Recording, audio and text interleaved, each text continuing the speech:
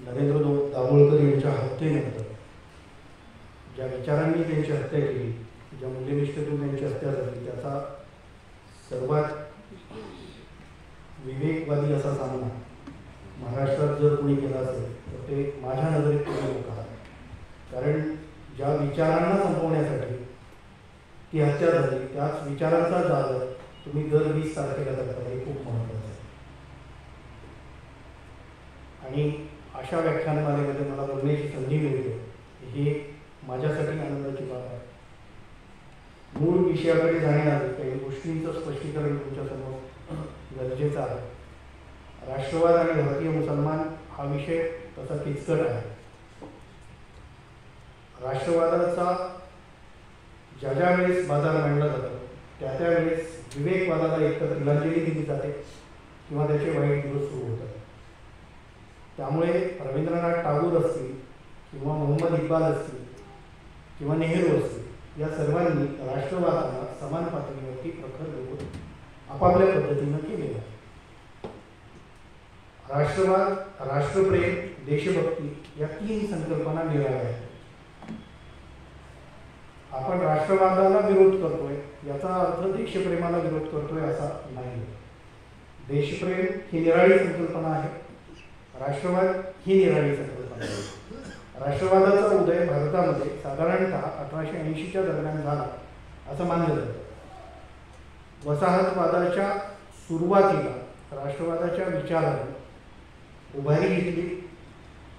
वसाहतवादी इतिहासकारांनी ज्यावेळेस या देशाचा इतिहास वसाहतवादी दृष्टिकोनातून मांडायला सुरुवात केली त्यावेळेस या देशाचा सांस्कृतिक आधार शोधण्याची धडपड एका बाजूला सुरू झाली आणि त्या धडपडीतून राष्ट्रावर अधिकार जमविण्याच्या वर्चस्ववादी मानसिकतेतून जो पुढे आलेला विचार आहे तो राष्ट्रवादी विचार किंवा राष्ट्रवादी वर्चस्वाचा विचार म्हणून ओळखला जातो. आता या राष्ट्रवादाशी मुसलमानांनी कशा पद्धतीनं जोडून घेतलं किंवा राष्ट्रवादाच्या या संबंध प्रक्रियेवरती मुसलमानांनी कोणत्या प्रतिक्रिया दिल्या हे समजून घेताना 3 महत्त्वाचे विचारवंत समजून घेणं हे बंधनकारक ठरतं जवळपास. त्याच्यामध्ये पहिले आहेत सरसय्यद, दुसरे आहेत मोहम्मद इक्बाल ज्यांना अल्लामा इक्बाल किंवा डॉक्टर इक्बाल असं देखील म्हटलं जातं, आणि तिसरे व्यक्ती आहेत मौलाना आझाद. आणि या तिघांमध्ये महत्त्वाचा दुवा म्हणून ज्या व्यक्तीनं काम केलं ते आहेत मौलाना मदनी ज्यांनी जमियतुल उलेमाची स्थापना केली. आज जी संघटना भारतातल्या मुसलमानांची एक महत्त्वाची संघटना म्हणून कार्यरत आहे आणि देवबंद सारख्या धर्मपीठाची एक जबाबदार संघटना म्हणून देखील त्याच्याकडे पाहिलं जातं. तर सरसय्यद यांनी ज्या काळामध्ये काम सुरू केलं तो जो काळ आहे तो काळ अतिशय बिकट असा काळ आहे. गालिबनं त्याच्याविषयी जी मांडणी करून ठेवली आहे ती मांडणी जरी पाहिली तर त्या काळाचं गांभीर्य आपल्याला समजून येऊ शकतं. 1857 मध्ये मुसलमानांनी मोठ्या प्रमाणात सहभाग घेतला आहे. आपली सत्ता गेली आहे ही चीड असेल किंवा या देशावरती परक्या इंग्रजांची सत्ता आली आहे याच्याविषयीचा राग असेल, त्या दोन्हीमधून मुसलमानांनी 1857च्या विद्रोहामध्ये भाग घेतला आणि इंग्रजांचा सामना करायला सुरुवात केली. आणि मुसलमानांच्या इंग्रज विरोधी या प्रतिक्रियेचा बदला म्हणून इंग्रजांनी दिल्ली परिसरातल्या जवळपास 100हून अधिक मस्जिदी पाडून टाकल्या. दिल्लीची जी प्रसिद्ध ऐतिहासिक जामा मस्जिद आहे त्या जामा मस्जिदीमध्ये घोड्याचा तबेला बनवला आणि मुघलशाहीच्या ज्या खाणाखुणा होत्या किंवा इस्लामी संस्कृतीच्या मुस्लिम संस्कृतीच्या ज्या खाणाखुणा होत्या त्यापैकी 300 इमारती इंग्रजांनी पाडून टाकल्या. या इमारती पाडल्या जात असताना सरसय्यद यांनी या इमारतींचं डॉक्युमेंटेशन व्हावं म्हणून त्या इमारतींची रेखाटनं काढून घेतली. त्या इमारतींवर लिहिलेली जी शिलालेख होती ती शिलालेख उतरवून घेतली आणि ती एका पुस्तकाच्या द्वारे लोकांसमोर ठेवली. त्या पुस्तकाचं नाव असारुस सनादी, म्हणजे आमचा नेमका वारसा काय होता हे लोकांना कळेल या हेतूनं त्यांनी ते केलं. आणि ते करण्यामागचं त्यांचा जो महत्त्वाचा उद्देश होता तो हा की इंग्रज मुस्लिम संस्कृतीचं उच्चाटन करत आहेत आणि मुस्लिम संस्कृती संपली तरी मुस्लिम संस्कृतीनं या देशाला जे काही दिलं होतं ते येणाऱ्या पिढ्यांना कळावं, म्हणून असारुस सनातीत या पुस्तकाच्या माध्यमातून सरसय्यद यांनी त्या सर्व इमारतींचं शिलालेखांचं डॉक्युमेंटेशन करून लोकांसमोर ठेवलं. त्याच काळात मिर्झा गालिब आपल्या एका मित्राला पत्रामध्ये लिहितो की अवस्था इतकी बिकट झाली आहे, जर आज उद्या मिर्झा मेला, मिर्झा म्हणजे स्वतः गालिब स्वतःविषयी म्हणतोय, आज उद्या जर का मिर्झा मेला, बनशंकरी प्रसाद शिवाय दुसरा कोणी माझ्या मयतीला खांदा देईल असं मला वाटत नाही. एखादा मुसलमान माझ्या अंत्यसंस्काराला उपस्थित राहील की नाही ही शंका आहे.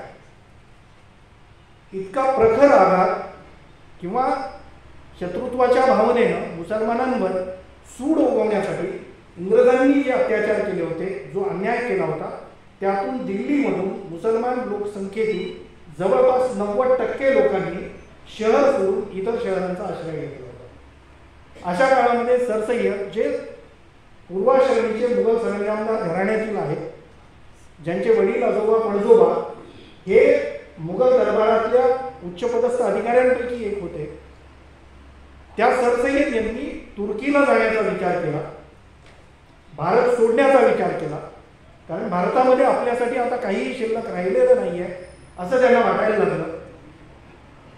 जेव्हा ते बनारसहून दिल्लीकडे निघाले त्यावेळेस रस्त्यानं जाताना मुस्लिम समाजाची जी अवस्था आहे आणि मुसलमान समाज त्याविषयी ज्या पद्धतीने रिएक्शन देतोय, ज्या पद्धतीने विचार करतोय, ते सगळं पाहिल्यानंतर सरसय्यद यांनी भारतामध्ये राहून मुसलमानांमध्ये जागृतीसाठी काम करण्याचा निर्णय घेतला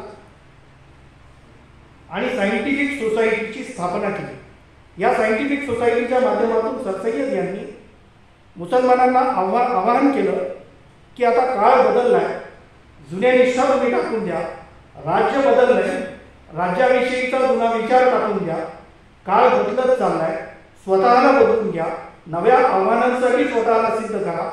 जर तुम्ही नव्या आव्हानांचा मुकाबला करण्यासाठी, नव्या आव्हानांचा सामना करण्यासाठी स्वतःला सिद्ध करणार नसाल तर काळाच्या खूप मागे जा, हा काळ तुम्हाला घेऊन टाकेल. हे लोकांना कळावं म्हणून सरसय्यद यांनी तहजीबुल अखलाक नावाचं एक वर्तमानपत्र सुरू केलं आणि त्या वर्तमानपत्राच्या माध्यमातून सरसय्यद यांनी धर्माची विज्ञानवादी पुनर्मांडणी करण्याचा प्रयत्न केला. आधुनिक परिदृष्टीतून धर्म कशा पद्धतीनं समजून घेतला पाहिजे हे देखील सांगण्याचा प्रयत्न केला आणि याची प्रतिक्रिया म्हणून मुस्लिम समाजातून त्यांच्या विरोधात फतवे निघाले. एक शिष्टमंडळ अक्षरशः सरसय्यद यांच्या विरोधामध्ये मदिनेला जाऊन पोहोचलं. तिथल्या पुरोहितांना आपल्या सोबत घेऊन सरसय्यद यांच्या विरोधात एक मोहीम उभी करण्याचा देखील प्रयत्न केला गेला. पण सरसय्यद त्या सगळ्या प्रचाराला बदले नाही. त्यांनी अलीगडमध्ये मोहमेडन कॉलेज नावाच्या अँग्लो मोहमेडन उर्दू कॉलेज किंवा अँग्लो मोहमेडन कॉलेज या संस्थेची स्थापना केली. त्या माध्यमातून भारतीय मुसलमानांना आणि इतर धर्मीयांना इंग्रजी भाषेचं ज्ञान देण्याचा प्रयत्न केला. मुसलमानांनी आता आपल्या ज्या जुन्या भाषा आहेत त्याचं अस्तित्व राखतानाच नव्या जगाची भाषा म्हणून जी इंग्रजी पुढे येते आहे त्या इंग्रजीचं ज्ञान घेणं किती गरजेचं आहे याच्याविषयी मांडणी केली. इंग्रजी वर्तमानपत्रातून लिखाण केलं, इंग्रजी पुस्तकं छापायला सुरुवात केली आणि हे करत असतानाच बनारसच्या काही पंडितांनी, बनारसच्या काही ब्राह्मणांनी इंग्रजी सत्तेच्या आश्रयानं उर्दू भाषेच्या विरोधात देवनागरी प्रचारणी सभेची स्थापना करून देवनागरी लिपीचा वापर सार्वत्रिक व्हावा यासाठी आंदोलनं करायला सुरुवात केली. त्यावेळेस सरसय्यदच्या काही सहकाऱ्यांनी सायंटिफिक सोसायटीशी फारकत घेऊन, हिंदू सहकाऱ्यांनी सायंटिफिक सोसायटीची फारकत घेऊन उर्दूच्या विरोधात देवनागरी प्रचारणी सभेची आंदोलनं करायला ते लागले. त्यानंतर सरसय्यद यांनी लंडनहून पत्र लिहिलं. त्या पत्रामध्ये त्यांनी स्वतःची भूमिका मांडली की हे अशी जी आंदोलनं होत आहेत उर्दूच्या विरोधात किंवा देवनागरी लिपीच्या प्रचारासाठी ती आंदोलनं नेमकी कोणत्या दिशेनं जाणार आहेत. त्याच्यामध्ये ते म्हणजे छोटंसं पत्र आहे, त्याच्यामध्ये ते म्हणतात की एक बातमी मला मिळाली आहे, लंडनहून 1870 22 एप्रिल 1870 रोजी लिहिलेलं हे पत्र आहे. त्यामध्ये ते म्हणतात की एक बातमी मला मिळाली आहे की ज्यामुळे मला कमालीचे दुःख झाले आहे. मी चिंतित आहे की बाबू शिवप्रसाद साहेबांच्या चळवळीने हिंदू लोकांमध्ये उत्साह संचारला आहे. उर्दू भाषा आणि फारसी लिपी जी मुसलमानांची प्रतीक आहेत त्यांना नष्ट केलं जावं असा त्यांचा आग्रह आहे. यातून उर्दू भाषा संपणार नाही, पण हिंदू आणि मुसलमानांमध्ये ऐतिहासिक फूट या आंदोलनामुळे पडेल आणि त्यातून हिंदू हे स्वतःच्या सांस्कृतिक पुनरुज्जीवनाचा राष्ट्रवादाच्या अंगाने विचार करायला लागतील आणि मुसलमान स्वतःच्या आत्मरक्षणासाठी सांस्कृतिक पुनरुज्जीवनाकडे पुन्हा वळतील आणि ते पुन्हा पिढीजात पद्धतीनं किंवा पारंपरिक पद्धतीनं धर्माचा अन्वयार्थ लावायला लागतील. आणि हे दोन्ही वर्ग, मला अशी भीती आहे की या आंदोलनामुळं काळाच्या खूप मागं जातील आणि मागास ठरवले जातील आणि हे दोघंही एकदा का मागास ठरले, काळाच्या मागं गेले की इंग्रजांचा सामना करू शकणार नाही. सरसय्यद यांनी राष्ट्रवादाला किंवा राष्ट्रवादाच्या माध्यमातून जे आंदोलन पहिलं उभं राहिलं होतं हिंदी प्रचारणीचं, त्या आंदोलनाला